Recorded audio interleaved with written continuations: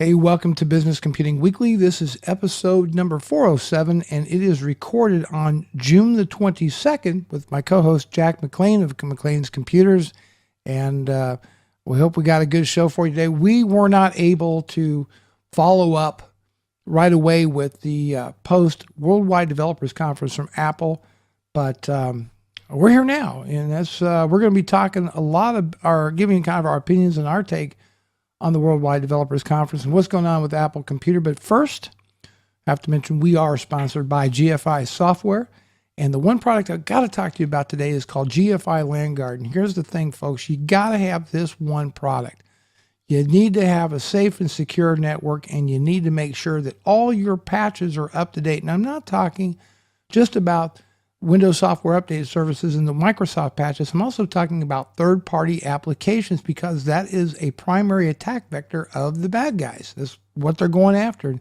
That's things like Flash, all the Adobe stuff, out-of-date antivirus definitions, all this sort of thing needs to be handled by a product like GFI LandGuard.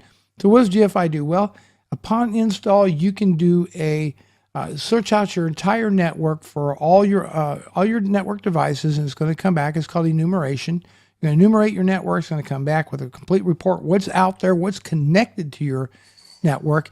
Then it's going to give you a deep scan, and you can tell you that things like the operating system, ports that are open on these machines, what kind of software operating system, what outdated patches, outdated service packs, etc. All that's on a very comprehensive report. And then it's going to give you the ability to remediate those issues. And so what LandGuard can do is pull down all these patches, third-party apps, etc., and then silently deploy out these updates to your network. And you can do it on a schedule. You won't interrupt your employee's workflow by using LandGuard. And for a full 30-day trial evaluation, come to frugalbrothers.com. Right there on the home page is a button with a link to GFI LandGuard, and you can download that evaluation copy there. So let me bring Jack on the program. There he is again. And Jack, I'm holding a brand new piece of kit. It is turn the box around right here, the Roland R05.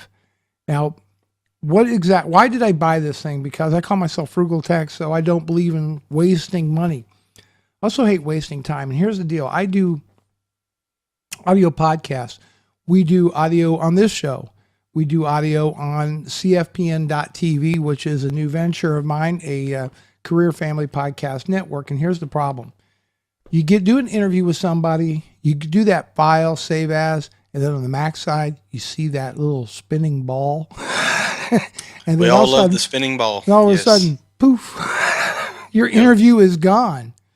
Your interview is gone. So this will be hooked up into my mixer. Okay, this will be hooked up into my mixer. The audio coming out of the mixer will go directly into the R05, and then I can copy that from an SD card right into the machine and edit the audio right there. Plus, it's got built-in condenser microphones and a windscreen, so you can take it. It's portable, so you can take it out in the field. If I want to sit down and interview somebody at their office, whatever, I just set this down, turn it on, and we record a session right there. Bring it back here and do the editing.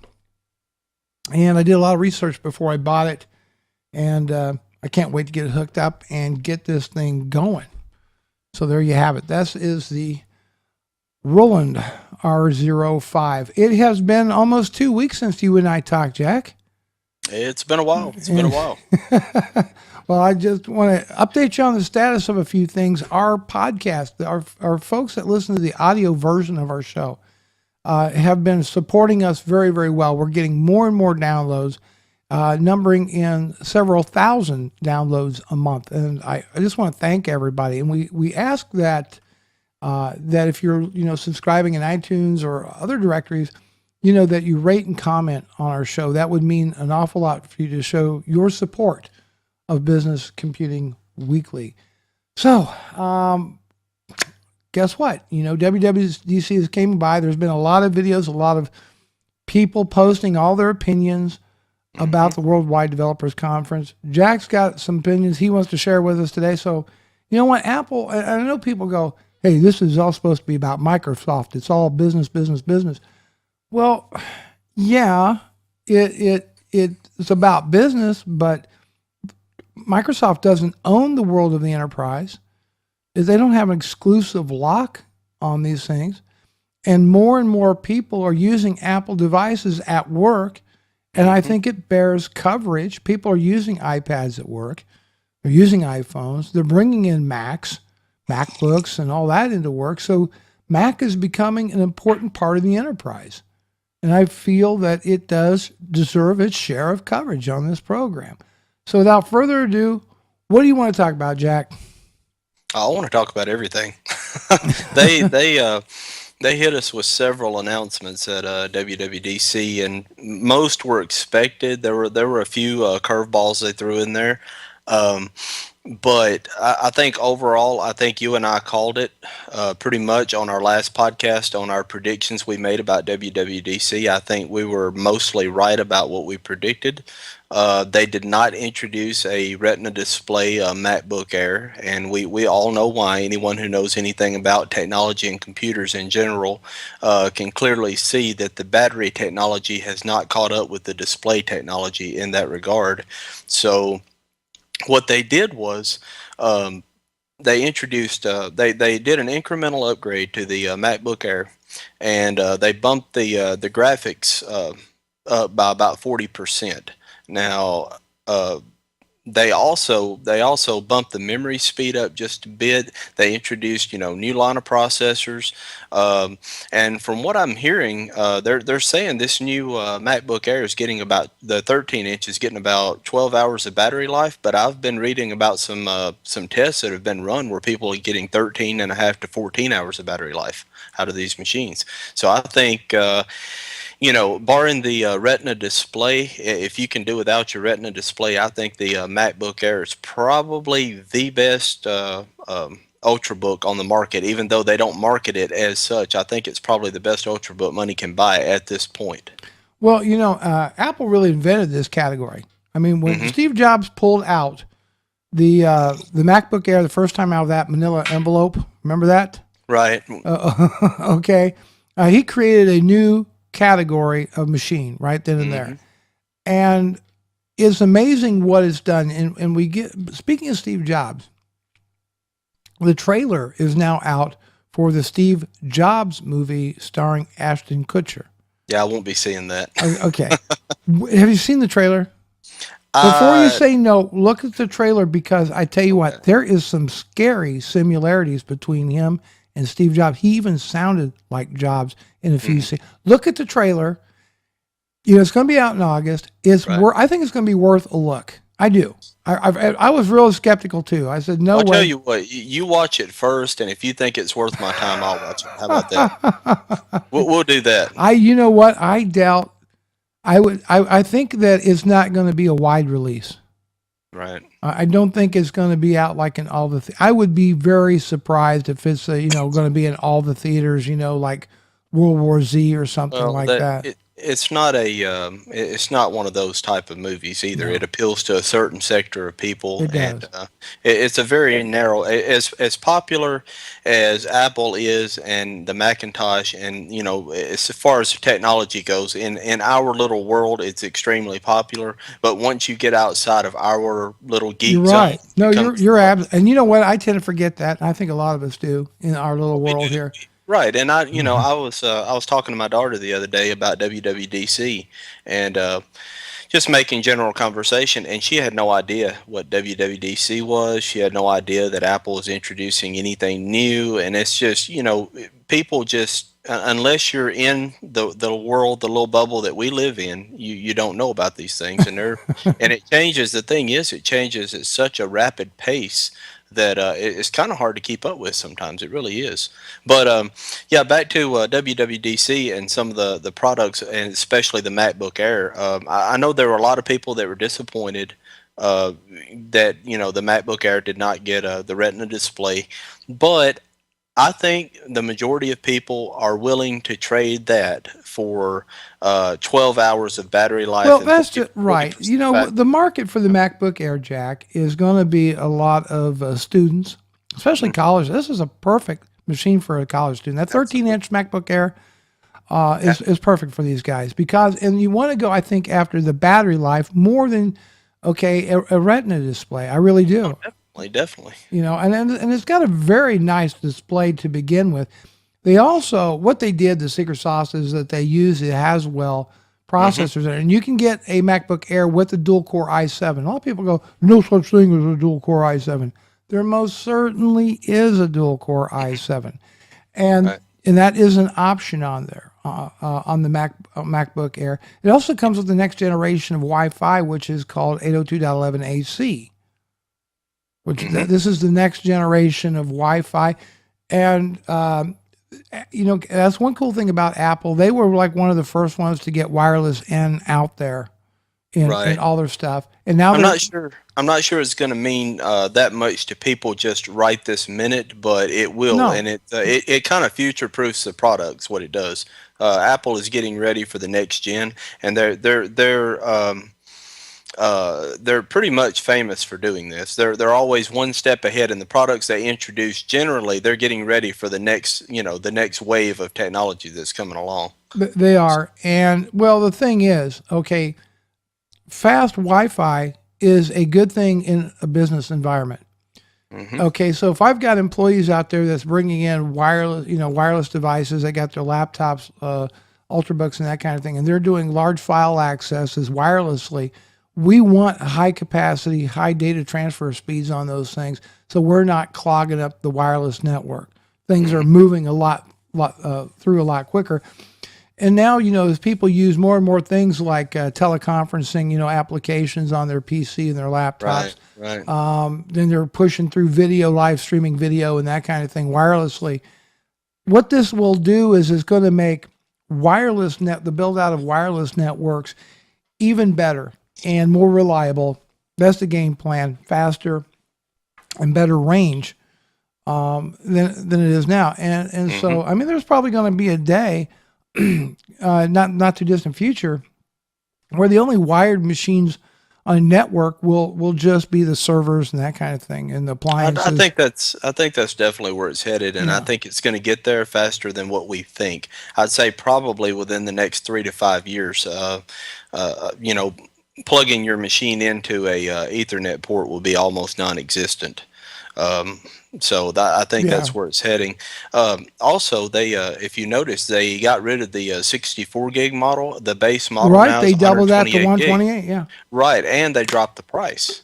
So that's a great thing right there. Honestly, in my opinion, the 64 gig, unless you do almost everything that you do in the cloud, so to speak, the 64 gig, in my opinion, is almost useless. That's just me. I totally agree with you. I couldn't deal with 64 gigs. So I think, and especially, you know, this will go for those people that want to run Windows through Boot Camp. Now that you have 128 gigs, you can allot, you know, 40 to 50 gigs to your Windows partition if you want to dual boot. And you couldn't do that with the 64 gig before. So that's a good thing. Also, the actual flash memory that they're using now is supposedly 40 or 45% faster than previous generation.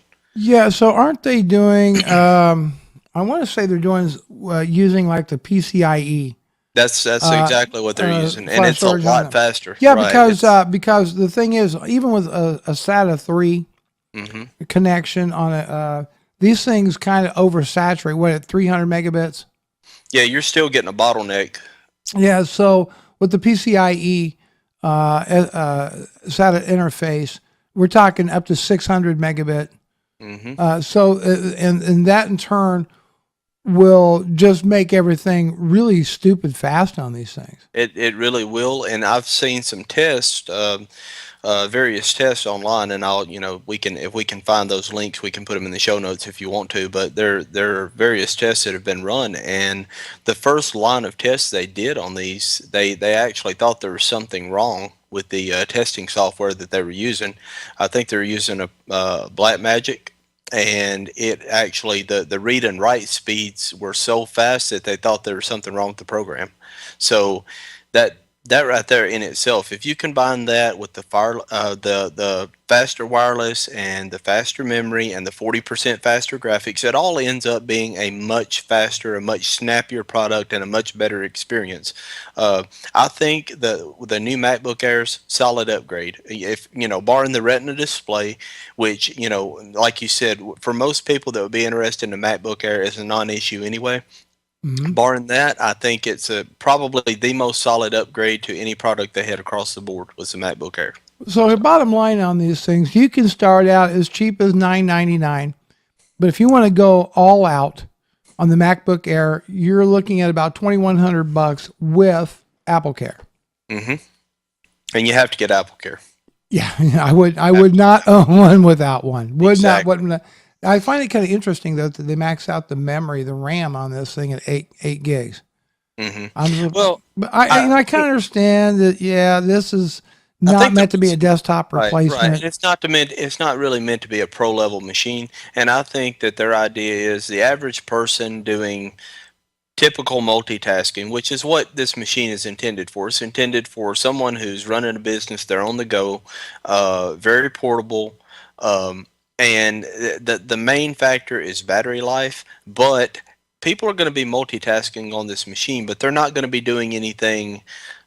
In my opinion, super intensive. Most people are not going to be editing in Final Cut on this machine. Okay, they're going to have a spreadsheet up. They're going to have a web browser up with maybe 4 or 5 tabs open. They're going to have their notes up and their reminders, and that's it. They're going to have maybe 5, 6 applications open and a web browser, and that's the way That's the way most people's workflow goes. And I think Apple recognizes this, and they don't see a need for more than 8 gigs of RAM. Also, if they did put if they did make it upgradable to say 16 gigs of RAM, I think it would hurt their Pro line.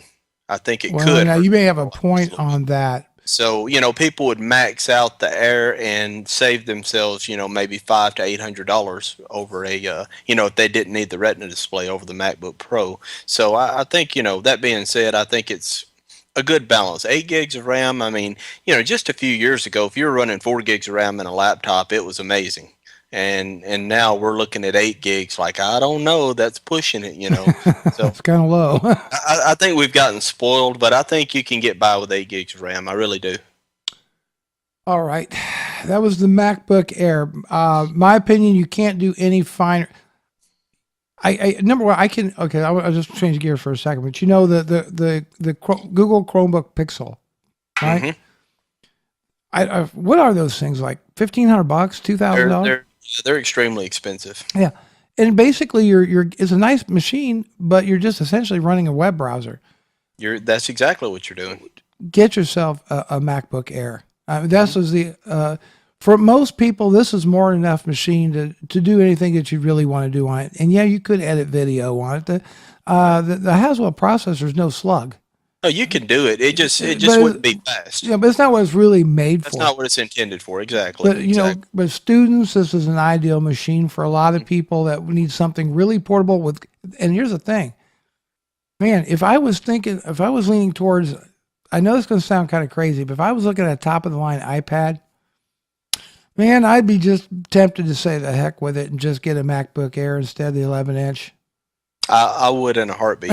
I'm going, oh man, it's only a few $100 more, and not even that, and I'd rather have I got a full blown computer now, Exactly. I would much rather have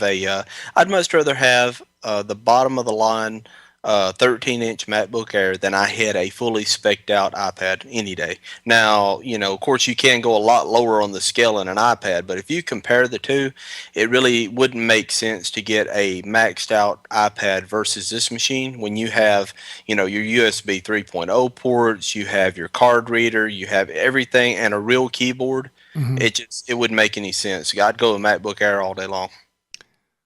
I'm not gonna. Let me. You know what?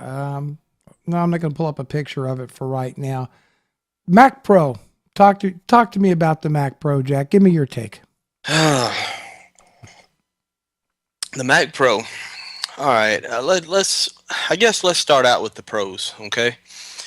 The pros of this machine it's going to be incredibly fast, and we don't know how fast. I've seen some benchmarks floating around out there, but it's supposedly it's going to be anywhere, depending on who you listen to, anywhere from 20 to 50% faster than today's absolute maxed out Mac Pro.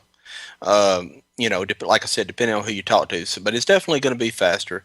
All new technology across the board. Like you said, they went to the PCIe interface. So it's you're looking at data transfer speeds that were just unheard of.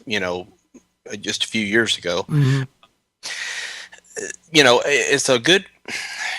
They completely changed the look of the product. Now, but before I get too much into that, there's a lot of people that absolutely love it, and they think that it shows the innovation from Apple, and that and that's great. But you have to be, I think you have to think practical, when you're talking about such things, and that leads me into the cons of this. I think the form factor. Let's start with that. I don't like it. I don't like the idea of the only way you can upgrade this is through external peripherals. I don't like that at all. I don't like that concept.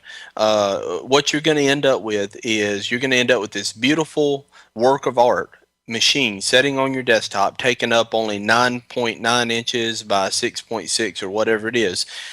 And then you're going to end up with all these peripherals junking up your desktop around it. So you can have, your hard drive, you can have your expansion, and you're just going to end up with a cluttered desktop, and it's going to end up looking junky, and it's going to detract from what I think Apple is trying to do to begin with, which is really, this style and this elegance. So it's going to end up detracting from it, in my opinion.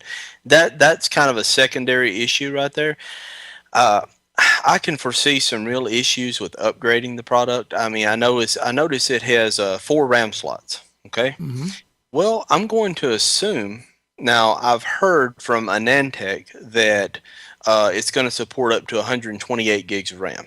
Okay, that's what they are assuming. Given the technology that's built into it, they're assuming 128 gigs. I haven't heard anything official from Apple yet. I know the previous gen supported officially 32 gigs, and unofficially you could get 64 in it. So I'm going to assume you can get at least 128 into the new Mac Pros. 4 sticks of RAM, 128 gigabytes. Do you realize how expensive those DIMMs are going to be? Well, number one, I believe you can run. Basically, you want to run ECC? Mm-hmm. Error correcting. Yeah, ECC memory. Mm-hmm. And that is ungodly expensive. That is server grade memory. It's ungodly expensive. Oh, it's horrible. And about 4 or 8 gig sticks. I do believe, however, you can also use DDR3 as well in this. But it's either or. You can't mix and match DDR3 and EEC. And see, I think for a pro-level machine, I mean, you're going to be looking at EEC RAM. Most people, you are most definitely going to be looking at it. and it's insanely expensive. Even when you're talking about even 4 or 8 gig DIMMs, even now with RAM prices being at an all-time low, even 8 gig error correcting RAM modules are incredibly expensive. Now you're looking at 16, 32 gigs. I mean, that's going to be insanely expensive to do. And the only reason why I can see Apple did this is because, and this is just my opinion, I haven't heard this from anywhere else. This is strictly my opinion. What I've seen a lot of professionals doing, and I'm friends with 5 or 6 people who make their living off the Mac Pro. Okay. And almost, with the exception of one person, so almost across the board, what they do is they go buy a refurbished Mac Pro.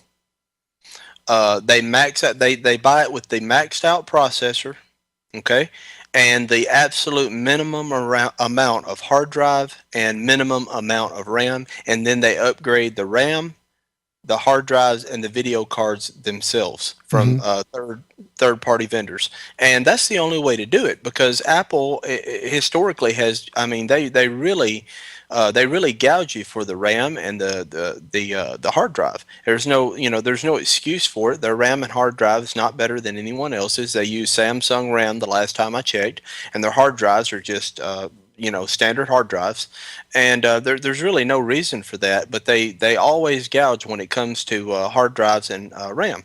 So most people, they would buy the bottom of the line. They'd buy the top of the line processor, but bottom of the line in storage and in the amount of RAM they got with it and video card. And then when they got it, they would bump their own video card up from Newegg or OWC. They would get their RAM, they would get their hard drives, and they would upgrade it themselves. They would end up saving anywhere from $800 on the low end up to $1,900. So, and I think Apple realized this as well, and they decided to put a stop to it. Wow. You're going to upgrade from Apple, or you're not going to upgrade.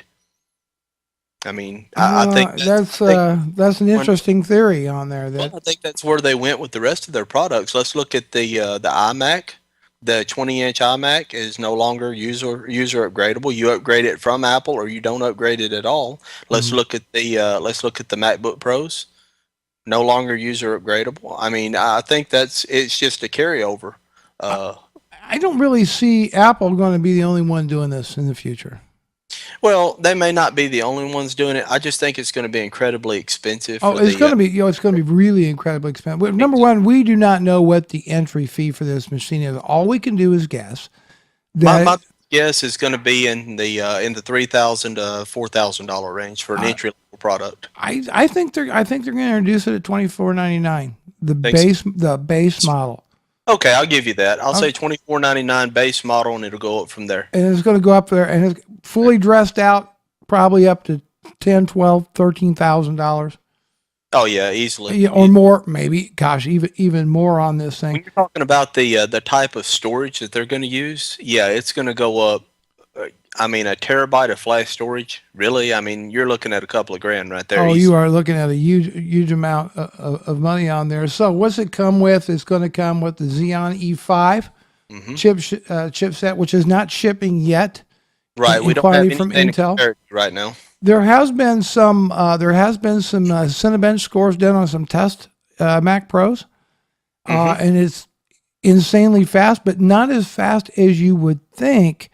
And they're thinking that's because that this new heat system, thermal design, is running hot. These chips are running really hot, and so it's throttling these chips. Throttling back down, right. Now, this is not fair because this is not the final release of the Mac Pro.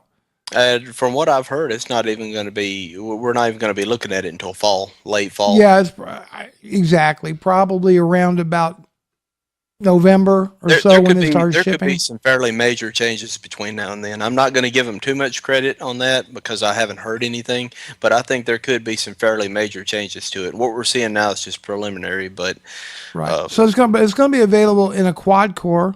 It's going to be available in up to 12 cores, which would be two 6-core processors, right, or a dual quad. I think it's also a dual quad arrangement. 40 gigabits per second PCI bandwidth on this thing. It's basically, it says that the new Mac Pro is twice as fast as the current top of the line Mac Pro. So that's where I got the 40% figure from. Okay. I haven't heard anything like you said. I mean, what we're looking at now is preliminary stuff. I haven't heard any. I want to wait until you have an impartial party that tests both the current generation MacBook Pro and this one side by side. And I'd like to wait till I actually hear some side by side comparisons before we say that. But I can guarantee you it's going to be significantly faster. Is it going to be 50%? I don't know, but it is going to be significantly faster. Anyhow, up to 60 gigabits per second memory bandwidth. Current generation is 30 gigabytes per second. Oh, it's insane. That some of the numbers that were it's scary fact. Yeah, and if I may, you asked me because you've been asking me what my opinion was. I'm going to tell you. You know, you mentioned about people buying refurbished Mac Pros. I bought mine used in 2010, January 2010. It was a 2009 model, about August 2009. and it was the base model. I think, and it was still $2,500, $2,499. Right. And I bought it plus a new Dell 22-inch monitor. I got them both for $1,700. Okay, and I immediately got Apple Care on it. I've since took the memory to 16 gigs. I've added, a 240 gig SSD drive to it.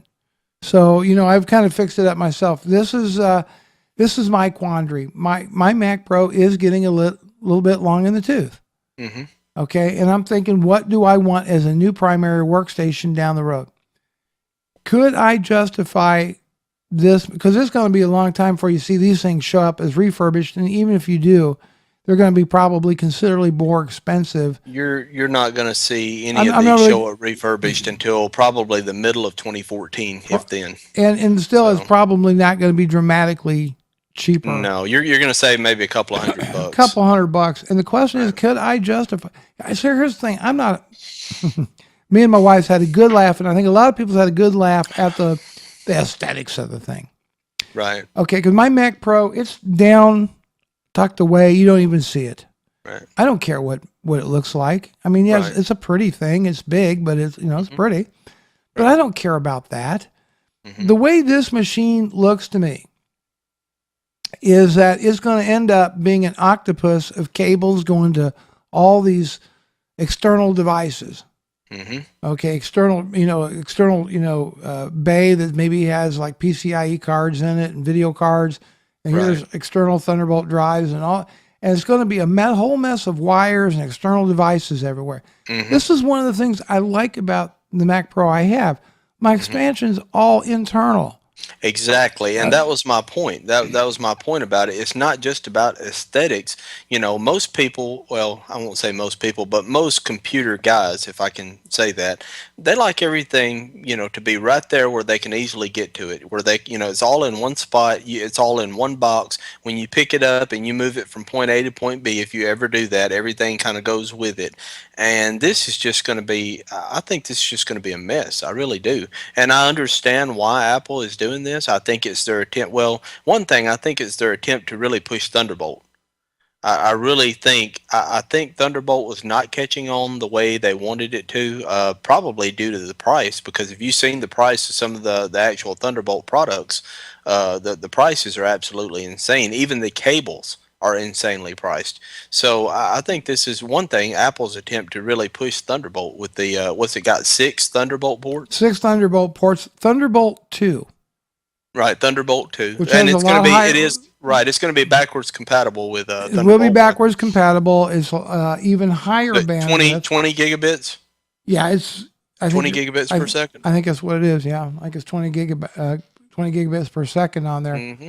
I think that is certainly to me a flaw in the thinking of it right there, that I want to buy a lot of external components to add on to it. I'd rather, here's another problem I foresee, and I'm just going to bring this up on the screen real quickly.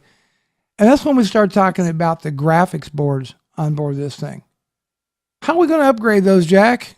My Fire Pro is a nice video card and all that, but yeah, my initial impression, and I could be wrong. I don't know enough about the technical specifications of this machine, and I haven't seen it in person. My impression is that those graphics cards are semi-permanent to that board. That's my initial impression. That is the understanding I'm getting as well. They don't look. I don't see a way of popping those cards out and putting a couple of Titan video cards in there. Do you? No. And I think it's a pro level machine. It's supposed to be a professional level product. That means the end user should be able to take those cards out and pop. If they want to keep that machine for 3 years, and then at some point when NVIDIA or whoever or AMD, whoever is making the graphics cards in the future, the highest end, they should be able to pop those out and pop 2 of the highest end graphics cards. If they want to pop 2 $5,000 graphics cards in there, they ought to be able to do that. The end user should be able to do that for it to be a pro level device, and I don't see that happening. I could be wrong, because like I said, these are custom made. These are custom made video cards going into this thing. And again, you upgrade from Apple. Right. or you don't upgrade at all. No, And exactly. I don't. Who's going to actually say, "Oh, gee, we're going to make a compatible special video card upgrade just for this, for right? this"? I don't see that happening. And if they do, they're going to end up being probably as expensive, if not more so, than if you went through Apple to upgrade to The premium. Fire Pro card, and you don't hear a lot of people talking about the Fire Pro. Well, it's not a consumer level. Okay, so right, folks. So if you're not familiar with Fire Pro, that is designed. There are video cards designed for what's considered to be a workstation class machine. You know those big heavy duty computers do a lot of CAD CAM applications. They're doing a lot of numerical crunching. Right. That's what those video cards are basically designed for, those kind of systems. These are not really gaming cards. You could game with them if you like. That's not what they're designed for. But that's not what they're really designed to do. These are custom made to fit the motherboard, I guess. I don't know whether they're permanently attached or semi-permanently attached. I'm not sure. I would say they're, I said, yeah, I think that you're not, this is it. So here's the deal. You know, how long do people keep Mac Pros? Well, there's a lot of people out there that's running Mac Pros from 2008. Right. So they got 5-year-old Mac Pros, and they'll run them 5 years, 6 years.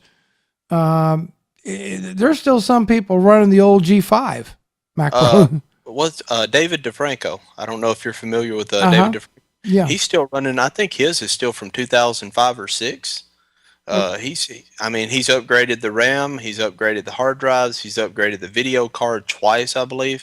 And I mean, he's a friend of mine on YouTube, and he has upgraded his Mac Pro several times. And that's typically, if you're going to spend that much money for a professional level product, that's typically what you're going to find. The end user wants to keep that product for 3 to 5 or more years, and they want to be able to upgrade that product incrementally themselves and have something that's going to be good enough up front to last them that amount of time. And when you're taking away that ability for the end user, for the professional end user to upgrade their system themselves, can you really call it a professional level machine anymore? Well, if you redefine that term.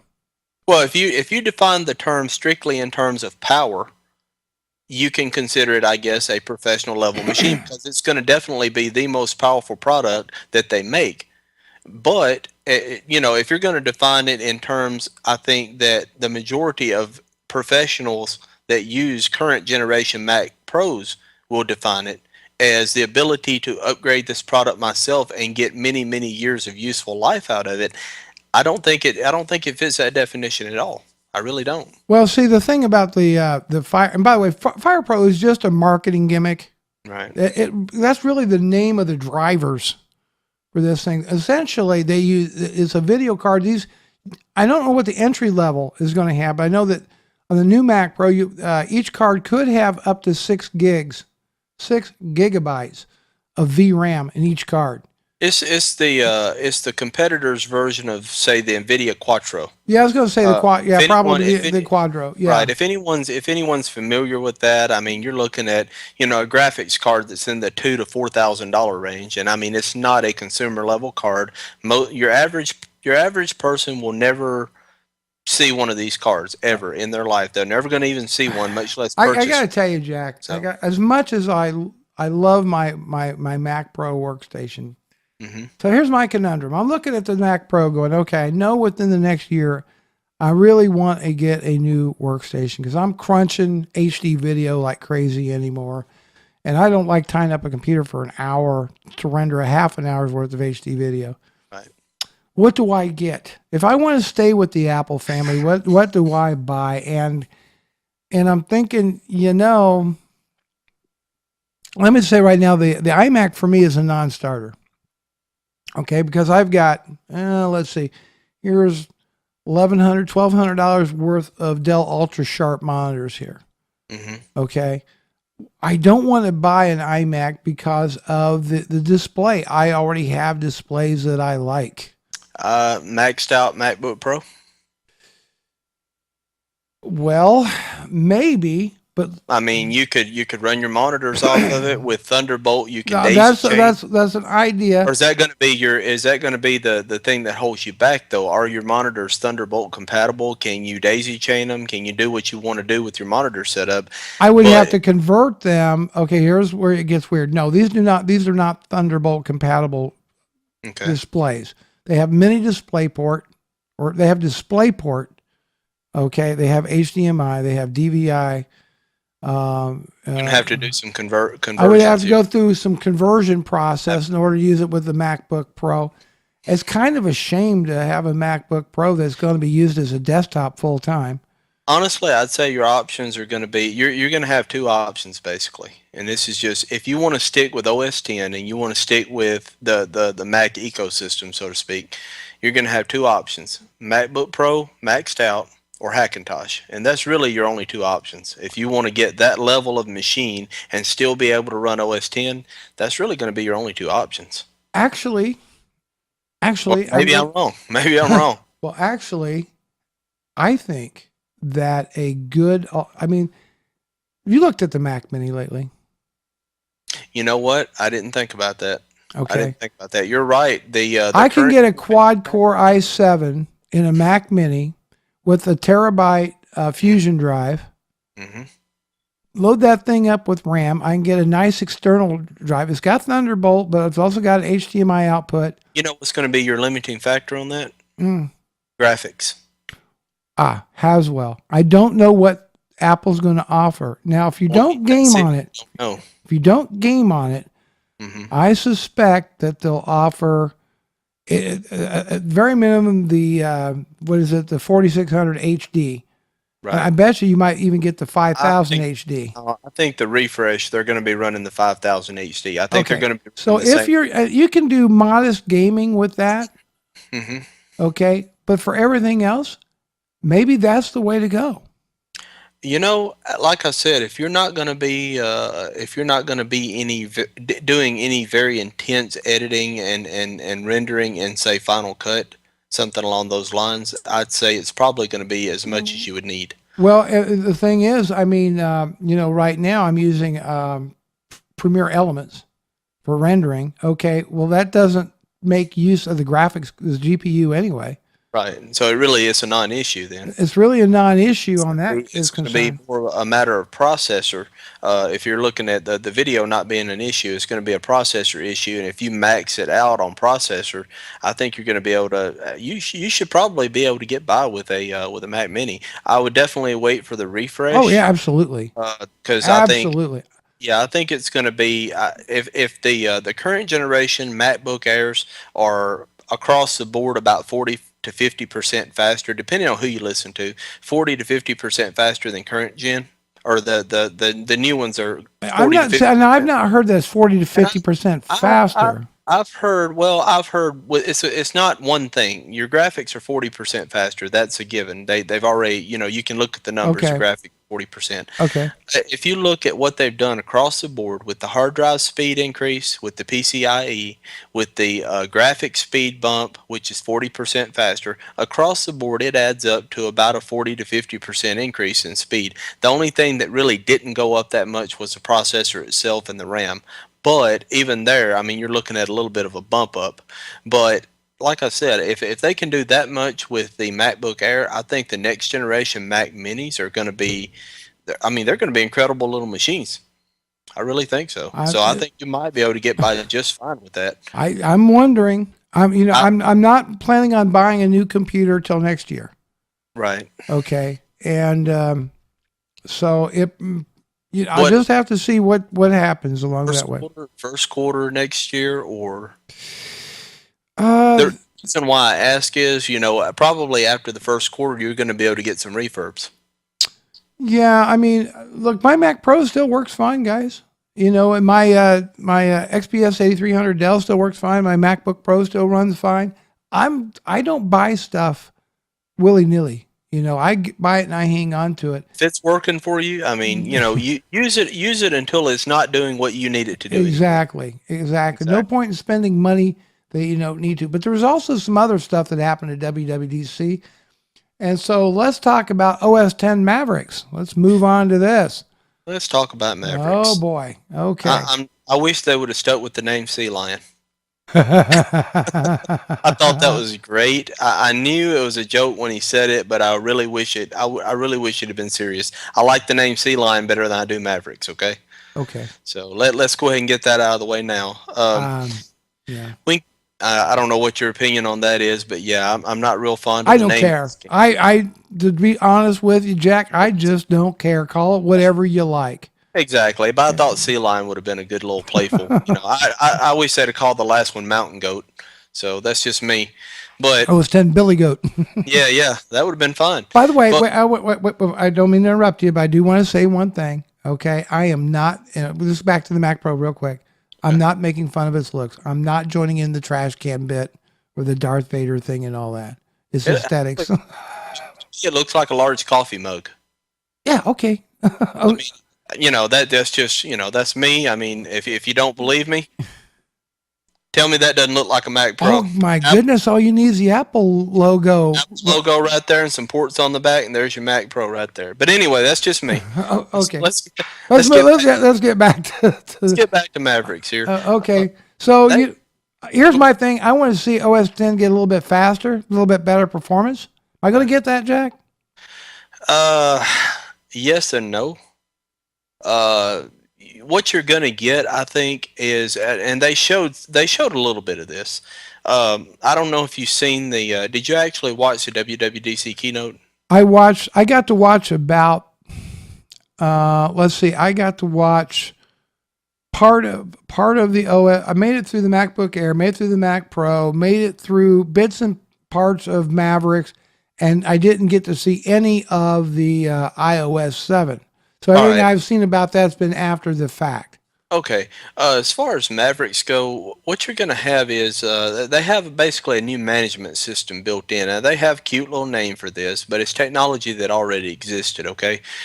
Basically, what's going to happen is if you have an application in the foreground, okay, and you bring another application in and you overlap it on top of that, and the operating system is going to be smart enough to realize that you are in this application and not in the one behind it, and it's going to cut off resources to that application and give more resources to the application you're currently working in.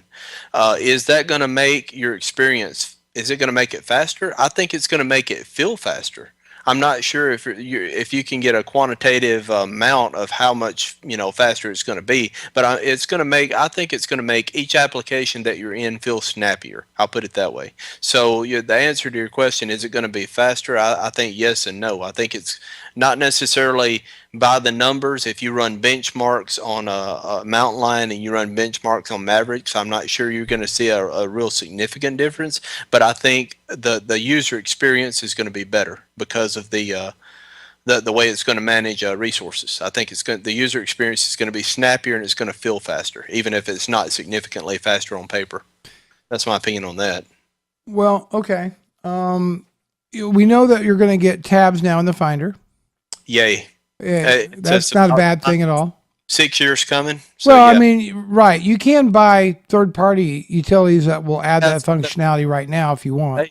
Right, they have some that are free, and I've been using. Now, the one I'm using right now is not free, but I got it as a temporary. What was it? One of these 24-hour free deals. It's called Total Finder, Okay. and I've been able to do this for years, and I think there are a couple of free applications out there that allow you to do it, and it's kind of one of those things. It's one of those duh features, I call it, that should have been baked into the operating system 5 or 6 years ago. And people have been asking for this and asking for this for years now, and Apple finally listened and said, "Okay, we'll go ahead and put tabs in the Finder." And I'm not sure how much of a difference it's going to make for your typical user. I think your power users they already have a solution, so I'm not sure who this is really going to appeal to. Honestly, your non-power users don't really care, because they're not really going to benefit from it anyway, and your power users already have a solution. So I'm not sure if this is going to really have any mass appeal to it or whatever. So, but I mean, I'm glad it's finally there. It's just a good addition. It should have always been there, so I'm glad they finally put it in. Fair enough. iBooks, not a big deal to me, is included in there. It should have already been there. I'm surprised. Exactly. Why wasn't iBooks there all along? Now, let me ask you this. Why should my workflow, if I'm designing an iBook, okay? Mm-hmm. And I'm designing an iBook on my iMac, because that's what you design your books on. You either have Mac Pro, you have an iMac, you have a MacBook Pro, but you're on a computer and you design the book on the computer, right? Mm-hmm.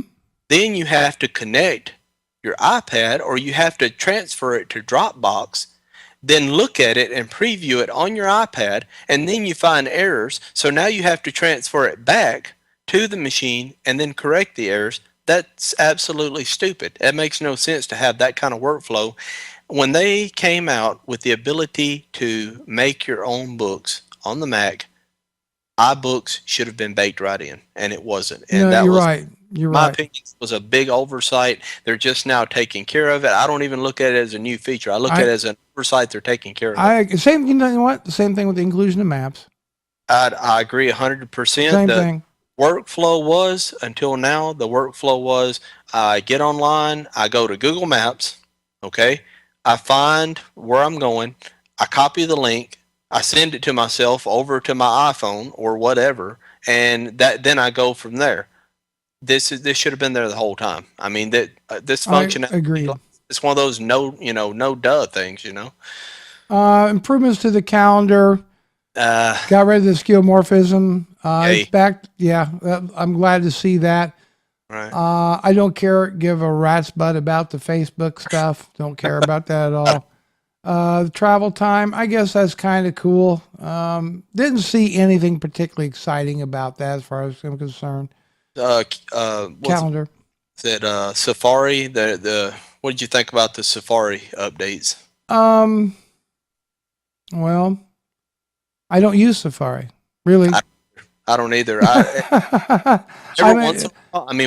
I'm building a website, I have to use Safari to make sure it's going to show up correctly in the site. But honestly, I use Google. I'm a Chrome guy all the way across the board on PCs, Macs, whatever. Linux is Chrome, and Google Chrome is my primary, and Firefox is my secondary. So. Safari is a whiz bang neat web browser. It is fast. It's based on WebKit, just like Chrome. Mm-hmm. I'm just not a Safari user, and it would be an application that got very little use for me. So it's a non-issue with you, just like, Yeah, so here's the thing. I think a lot of what I'm seeing in Mavericks is not all that exciting. iCloud keychain.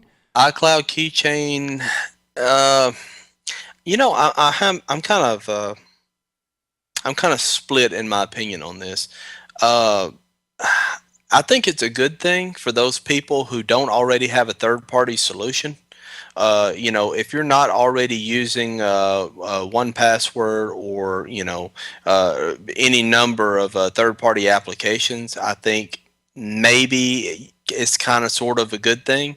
I don't think it's going to convert anybody.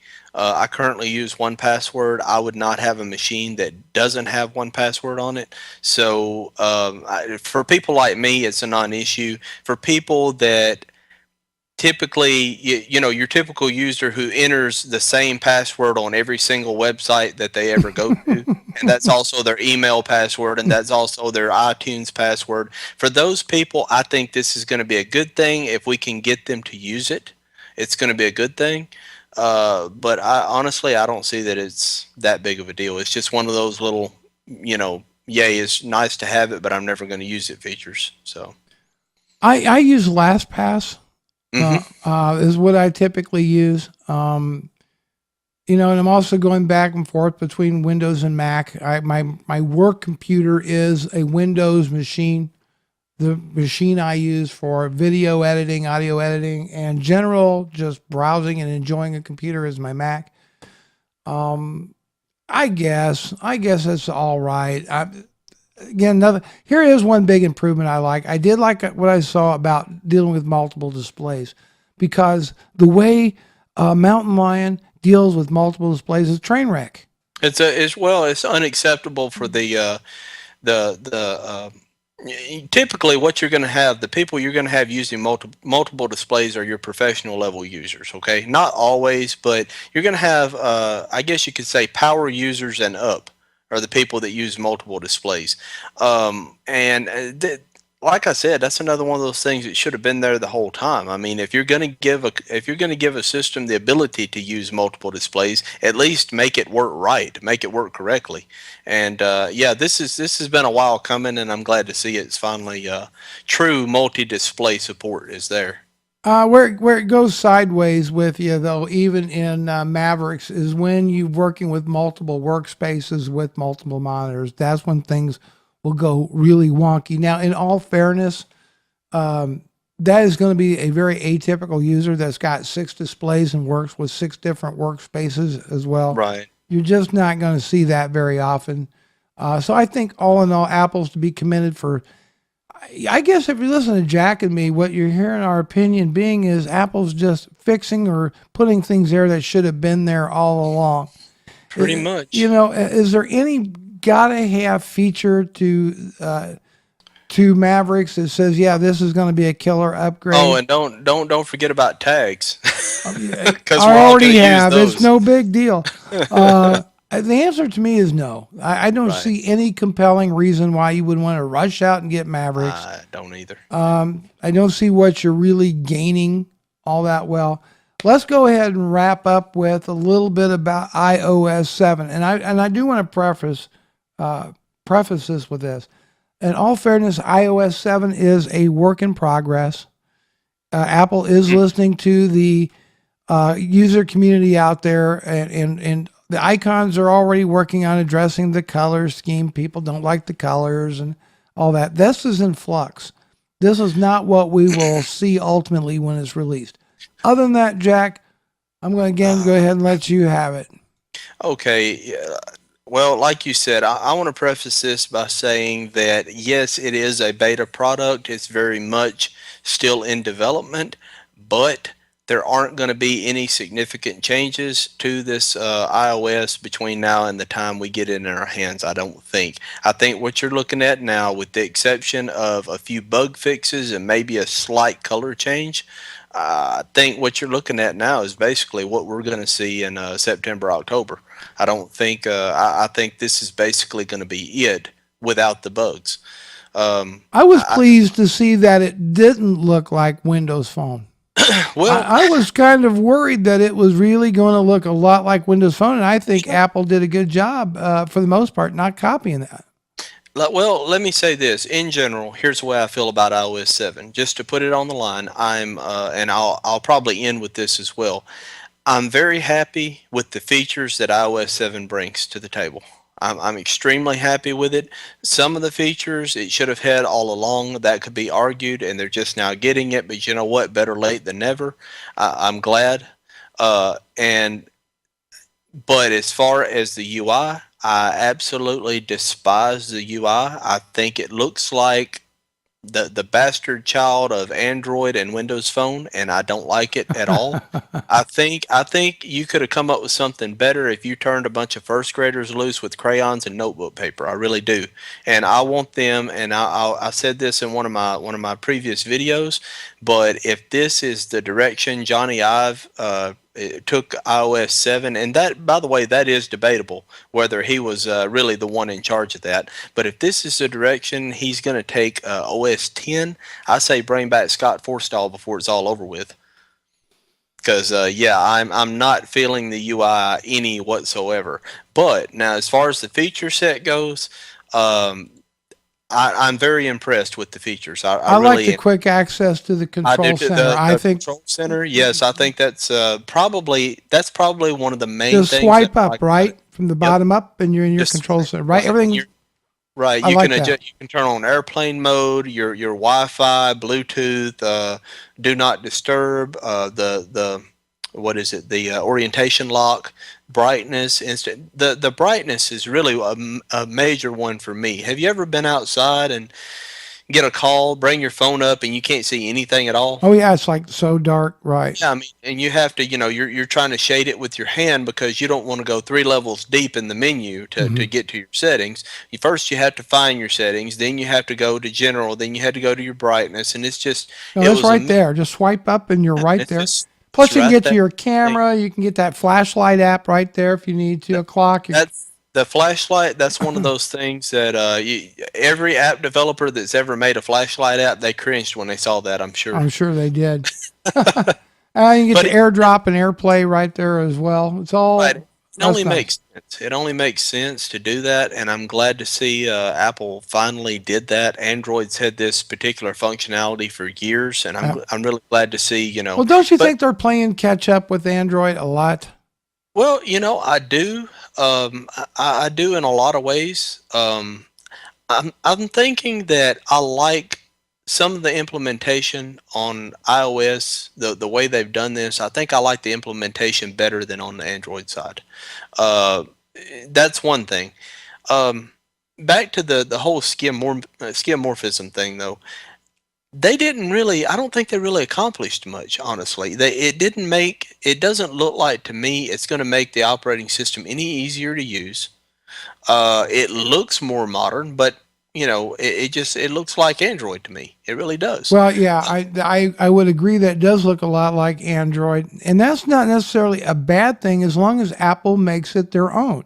Right, and that's kind of what I'm getting at here. I But mean, but there's only so many ways you can skin a cat, you know? and to say that they're getting away from skeuomorphism, that's not really true. Okay, what they did, they traded in leather and felt for rice paper and glass. That's all they did. Let's be honest here. They didn't get rid of skeuomorphism at all. They just changed it up a little bit and turned it to something different. When you can bring up the control center and you can see the translucent effect and you can kind of sort of see the icons in the background, that's skeuomorphism. Mhm. They didn't get rid of it. They just changed it, so it's a different kind of skeuomorphism. But you have your notification center now is changed. Where you pull down from the top. Right. I didn't have a problem with the way Notification Center was. This particular iteration of it does look a little more functional. It looks like they've laid it out in a little more coherent manner than what we previously had. Multitasking, it's a direct copy of WebOS. I mean, it's exactly WebOS. When you Mm. have the tabs and you just swipe them up, and yeah, I mean, it's exactly. And I don't. Maybe it's easier, maybe it's quicker to do it this way. I don't know. I don't think it's that big. I don't think it was ever that big of an issue for most people to begin with. But if it's easier to do, less button clicks, and so be it. Oh, I Uh, think they want to get rid of that home button on the phone. I think that's what it's. It's funny you should say that. I was in a conversation with my wife about that the other day, and she said, "Do you think they're getting ready to?" And I told her about that feature, and she said, "Do you think they're getting ready to get rid of the home button?" I said, "Yeah, I think that's what they're heading to. I think the next generation, not the iPhone 5S, but probably the iPhone 6. I don't think we'll see a physical home button I anymore. agree. I agree. But next, I think it's going you to go know, away. yeah, I think so. iTunes Radio. Does anyone care? I do. I mean, Actually, that might be something of some value to me. okay. Well, that's one of those features that I listen to Pandora. I have a Pandora Radio. I have a couple other applications that I use, but honestly, it's not that big of Well, a. here's the thing: if you have the iCloud storage, right, iTunes or iCloud Match, or yeah, iTunes Match. I'm sorry, iTunes Match. You Right, if you're get this already free. You get right, this. if you're already paying for was it $25 a Yeah. year for So I'm cool with that. that's and for some people, I guess it's going to be great. For me, it's one of those issues. It's a non-issue. It's one of those iBooks and Mavericks features. It's like me, but as far as photos, they've changed the way you're going to be browsing your photos. Right. Uh, I'm not sure I like the way this looks, honestly. Um, all right, as far as photos go, they've changed the interface up a little bit. I'm not sure. It's one of those features I'm actually going to have to get my hands on you know, before I can really tell you if I like it or not. They've added filters. Yay. Everybody uses Instagram anyway, so I don't see that as being an issue. AirDrop, again, that's one of those features I think that should have always been there. You know what I mean? Hmm. Since iOS 6, I think AirDrop should have just been part of it. I can see this hurting a lot of other third-party applications, if you want to say that, but it's baked in now, so it's a good thing. The camera has changed slightly. Like I said, they have filters now. It's more.